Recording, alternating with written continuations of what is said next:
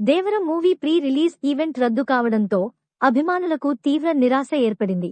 అయితే ఎన్టీఆర్ తన అభిమానం బాధను ఎలా వ్యక్తం చేశాడో చూద్దాం. ఆయన అభిమానులు ఎంతగానో ఎదురుచూస్తున్న ఈ ఈవెంట్ సెక్యూరిటీ కారణాల వల్ల రద్దు చేయబడింది. ఈ సందర్భంగా ఎన్టీఆర్ వీడియోతో తన భావోద్వేగాలను పంచుకున్నారు.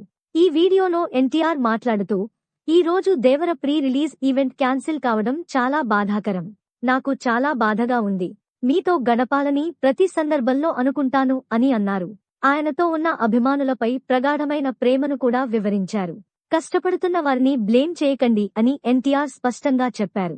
ఇది సెక్యూరిటీ కారణాలతో జరిగిందని, యూనిట్ సభ్యులపై ఎటువంటి నిందలు వేయవద్దని కోరారు.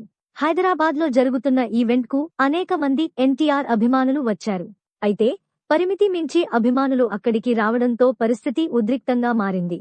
పోలీసుల సూచన మేరకు ఈవెంట్ రద్దు చేసేందుకు యూనిట్ నిర్ణయం తీసుకుంది. అయితే ఎన్టీఆర్ మాట్లాడుతూ, ఈ రోజు మనం కలవలేకపోయినా సెప్టెంబర్ 27న మేమంతా కలుసుకుంటాం. దేవర చిత్రం మీరందరికీ అందుబాటులో ఉంటుంది అని చెప్పారు.